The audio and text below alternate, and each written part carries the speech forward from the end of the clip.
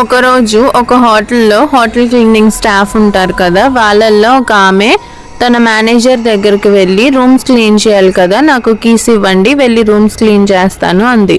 తన పని ఏంటంటే 4th ఫ్లోర్లో ఉన్న రూమ్స్ అన్నీ తను క్లీన్ చేయాలి. ఆ 4th ఫ్లోర్లో పెద్ద పెద్ద రూమ్స్ 4 ఉంటాయి. ఆ 4 రూమ్స్ క్లీన్ చేయడమే తన పని. ఆ రోజు మేనేజర్ ఏం చేశాడంటే 4 రూమ్స్కి 4 కీస్ కదా, 3 కీసే ఇచ్చాడు.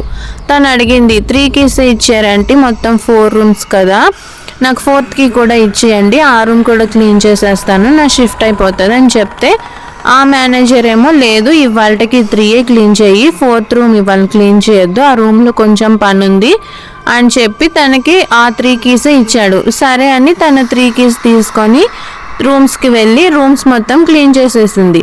తను అలాగే 3rd రూమ్ కూడా క్లీన్ చేసేసి బయటకు వస్తుంటే ఆ క్లీన్ చేసే ఆమెకి ఒక అమ్మాయి కనిపించింది. తను గెస్ట్ లాగే ఉంది కానీ చూడడానికి ఎలా ఉందంటే కొంచెం జుట్టు అంతా పిచ్చిగా, డ్రెస్ ఏదో పాడైపోయినట్టు చాలా నీరసంగా కనిపించింది. తను ఆమె దగ్గరకు వచ్చి క్లీన్ చేసే ఆమె దగ్గరకు వచ్చి ఏమందంటే వెళ్ళి 4th రూమ్ కూడా క్లీన్ చేసేయి అంది. 4th రూమ్ ఏ రూమ్ అంటే 404 రూమ్, ఈ ఫ్లోర్లో ఉన్నది చివరిది, అది ఒకటే కదా, ఈ 3 చేసావు, అది కూడా చెయ్యి అంది.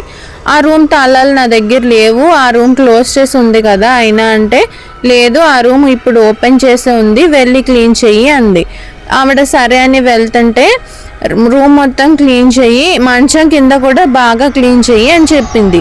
ఆ క్లీనర్కి ఏం అర్థం కాలేదు, క్లీనింగ్ పని నా పని, ఈవిడ స్టాఫ్ కూడా కాదు కదా, ఎందుకు ఇలా చెప్తుంది అని అలా డౌట్గానే వెళ్ళి ఆ 4th రూమ్ కూడా క్లీన్ చేసేసింది. కానీ బయటకు వస్తుంటే ఆ అమ్మాయి చెప్పింది తనకు గుర్తొచ్చింది, బెడ్ కింద కూడా క్లీన్ చేయమంది కదా అని బెడ్ కింద కూడా క్లీన్ చేద్దామని తన కిందకి వంగేసరికి తనకి షాక్ అయ్యే విషయం ఒకటి తెలిసింది.